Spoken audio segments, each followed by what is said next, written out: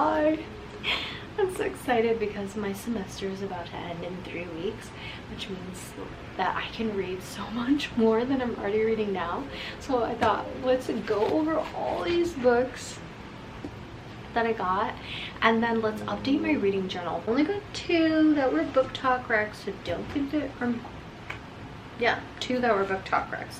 So don't think that you're gonna spend this whole time getting more book talk recs, because guess what? I haven't been on TikTok in months. So no book talk recs here, except 2. Let's just start with the ones that I feel like are short and sweet and will really get me back into a groove of getting through all my reading. Let's just start with the first book. This one I actually asked the girl who was helping me find books that I had on my list of things I really wanted to read in April, what her favorite recent read was, and this was her recommendation. It's called Days at the Morsakai bookshop, and this one is 25-year-old I'm gonna say this so wrong, Takakao has enjoyed a relatively easy existence until the day her boyfriend Hidekai, it's a Japanese story, so that's why the names are a little hard for me, even though I lived in Japan for 2 years. Fun fact about me. The man she expected to wed casually announces he's been cheating on her and is marrying the other woman. Suddenly, Takakao's life is in freefall. She loses her job, her friends, and her acquaintances, and spirals into a deep depression. In the depths of her despair, she receives a call from her distant uncle Satoru. I found this book on Goodreads in one of my spiraling, searching Goodreads rabbit holes. And this one is about a coffee shop in Tokyo, again, kind of like on our Japan theme, and it's kind of just a story about if you could change something at one point in time in your life, like would you do it? And pretty much the premise is that before the coffee gets cold, I'm pretty sure it's like the time you have to come back from that moment. And so when the coffee's hot, can you go back and change something in your life? This book I found on Book of the Month. I just started my subscription with Book of the Month a month ago. Again, I was a girl who was like, why do I need Book of the Month when I have Goodreads? Or I've always been a girly who, when I go to the bookstore or Target, I just like peruse through, read the backs of books, and then pick up the book. I'm very much a spontaneous reader, and more recently have become like a planned reader, where I find things that I want that I plan to read. And this one is Annie Bot was created to be a perfect girlfriend for her human owner Doug, to satisfy his emotional and physical needs.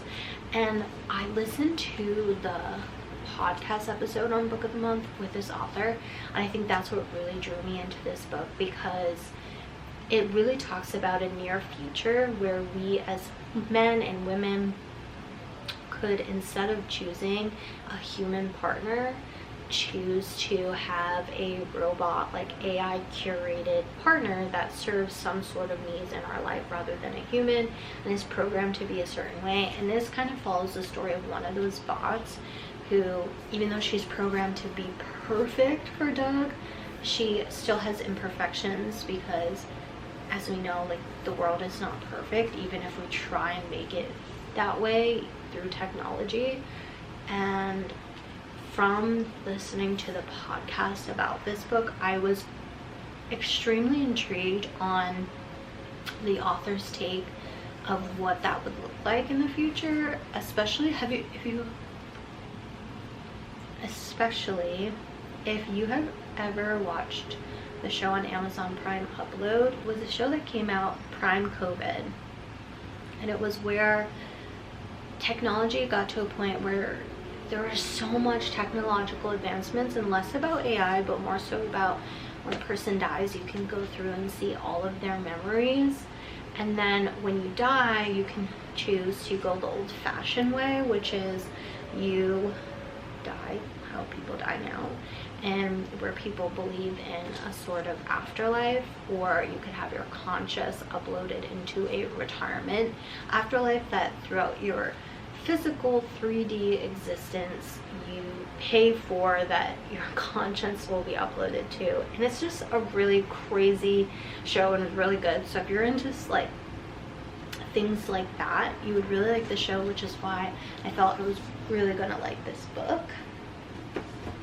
This next book is, I believe, Rebecca Searle's most recent published book, and it really just follows a girl who believes that the universe has a plan for her and like her love life, and she receives all these letters of every time she is dating a guy, how long she's gonna date him and when they break up. And then I believe that this book kind of follows this one point in her life where is she gonna follow the letter that shows up and says, oh, I'm only gonna date this guy for 6 months, or is she gonna let herself fall in love with somebody? The next one I also found in the airport, and as you can see, I already got 11 pages in. I don't know, where can you see the page number? Oh, right here. 11 pages in. The beginning of the book, so this is called the Dragon Heart Legacy book. I didn't do any search on it for Goodreads. It was just one that when I was in the airport, and I tend to always just want to look at the books at the airport, I thought the premise of this book was so cool. And it's about a girl whose father would tell her about these magical places, and then now she is an anxious 20-something. She's got student debt, a job she hates, and that she kind of stumbles upon this discovery that her mom has been hiding from her, which is an investment account in her name, and it's been funded by her like long lost father, and it's worth nearly $4 million. And even though she uses the money to go to Ireland, it kind of unlocks this new life that she never could have thought of before. So I was just so intrigued by it. And then the first chapter is almost giving the Sword and the Stone and the Lady of the Lake mixed together.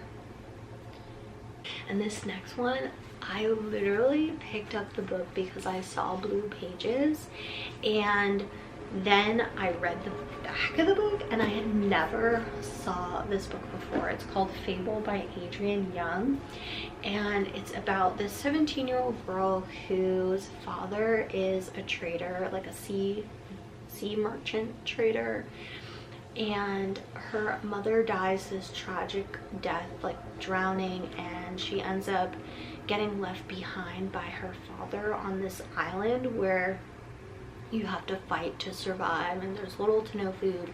And so she strikes a deal with this one guy who's a trader, and she kind of has to strike, from what I've read, not of the book but synopsis wise, is she has to strike this deal to be able to get passage on his ship. And not only does she have to strike this deal, she has to survive all of these storms. And I thought, wow, this one was one that you just gravitate towards, and it just sounds so good. So if you've read this, please tell me in the comments if you like this book, because I had never saw this book on Goodreads before, and it made me really excited when I saw it at the bookstore and picked it up.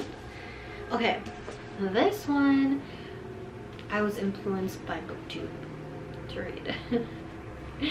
And if you haven't already seen the recommendation for this one, it's about a girl gets invited to this island where this author is releasing one copy of a book that she really wants to read, and she gets to be one of 4 contestants that gets to compete to like win the copy, the one and only copy of this book, which for me, a book about books, love. This next one is not my typical read or something that I would typically gravitate towards, but when I read the back of the book for this one, I was really interested and almost kind of captivated by the summary, and it's called Ordinary Monsters by J.M. Miro. And me in Tokyo, right? Because this is another book about like London and Tokyo. It's England 1882, so I think this is technically my first dark academia book. So maybe I'll do a separate video about me reading dark academia for the first time. Let me know if that was something you're interested in, because I usually gravitate towards book with magic, if you haven't seen already. And it's kind of about these children who have magic powers, but there's this like dark looming presence that's out to kind of kill them. I don't know what's gonna happen, but I just feel drawn to it, and I feel there's a reason why. And I feel there's a theme of all these books that I picked up that I didn't even realize. Okay, this next one, I again was in the store and just picked it up and read the back of the book, and it's giving A Court of Thorns and Roses mixed with Emily Wilde's Encyclopedia of Fairies, which excites me because I didn't finish Emily Wilde's Encyclopedia of Fairies. I got so excited by just reading the back of that book, going to a bookstore.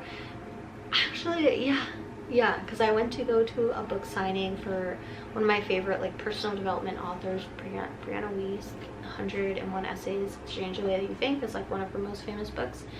And she was there, and I decided to peruse around while I was waiting to get my turn to like meet her. And I saw Emily Wilde's Encyclopedia of Fairies, and I instantly downloaded it on my Kindle, and then I found myself for months not being able to finish the book because it felt like I was reading an academic research paper, and it felt less magical to me in a way that I think I lean towards and gravitate towards books that say that they have magic in them. So I was intrigued by this one because the female main character of this book is a biologist, and she like goes to this forest where she's trying to study this rare mushroom, and then ends up falling into like a fairy portal.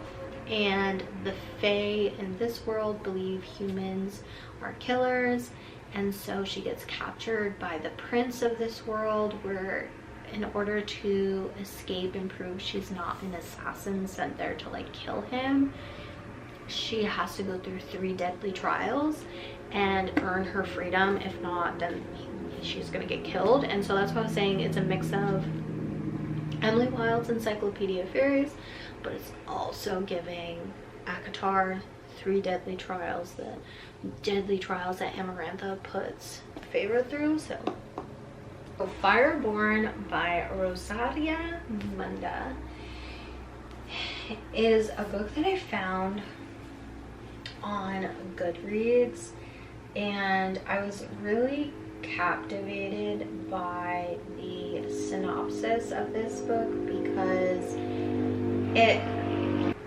anyway, I felt the synopsis of this book was giving Hunger Games post-war, in a sense where when I read the synopsis of this book, it is post-Civil War time, where everyone now is allowed to join the ranks and become dragon riders. And I thought, ooh, I would really like this. And I love just things beyond just people being fairies. I love the idea of there being more than just humans with magical powers existing. And so I was very, very drawn in by this book. Cruel Prince. I did not initially get this book when I got back into reading. It just kind of ended up on my to be read list, and then when I was out, I was like, you know what, let me get it and see if I like it and go from there. So if you know, you know. If not, it's about a girl whose parents were murdered, and then her two sisters were taken away to live in this high court of fairy, and then 10 years later the female main character wants nothing more than to belong there, but a lot of the fae despise humans, which I feel is a very common theme in a lot of the books that I picked up. And she has to like kind of defy the prince and kind of win her spot in this high court. So that's really all I know. And the other one is the Throne of Glass series. So I've got mixed reviews on what book to start with first and what not, but I'm starting with Assassin's Blade. So I got the Assassin's Blade by Sarah J. Maas, and it's about a kingdom's assassin. That's really all I know about it. I really try not to let any social media ruin or tell me too much about a book I'm potentially going to read. Okay, this one I'm so excited for. It's about, if I remember exactly, it is a land ruled by ruthless fae, as always, and this 21-year-old girl is trapped in this like forested prison, and when the village is threatened, she makes a deal with these fae in order to kind of save her people. So that's really all I know about this one. It's called Lore of the Wilds by Annalay Sabrana. This next one is God Killer, and this one is a land of like gods, monsters, soldiers, mercenaries, and it is for fans of The Witcher. I like The Witcher TV show, so I try not to Google too much about this book when I picked it up. As you can see, I still have the 20% sticker on here that I need to take off, but I knew, okay, if I loved watching The Witcher, then let's find something similar. This one is called The Serpent and the Wings of Night by Carissa Broadbent, and it is, I would say, a paranormal fantasy romance from what I've gathered, and I'm just hoping it is just as good or even better than Bride. Even though there was a lot of mixed reviews on Bride, I actually really loved Bride, and I think maybe it's just the fact that even though people cringe at the Twilight series, I don't know, there's just something so homey to me, and I think it's because I grew up in the Twilight era. Twilight era was my middle school years going into high school, and yeah, like that's just how I feel. When I was getting back into reading and after getting my Kindle last year, the first book I downloaded was Twilight and then New Moon, and so for me those just felt like comforting stories, even if they were cringeworthy to other people. This one is one that I felt drawn to, and it's not my typical read. Like, I'm usually not somebody who picks up like a Greek mythology retelling, or not a retelling but twisted story, or something that has to do with Greek gods. And I think it's because in college I've had to do so much like papers, and like your English papers are a lot about Greek writing and Greek mythology, so I'm very turned off to it, and I think it's because it's like forced reading, as to where this one just kind of seemed like an easy read. I could be wrong and I might not like it, but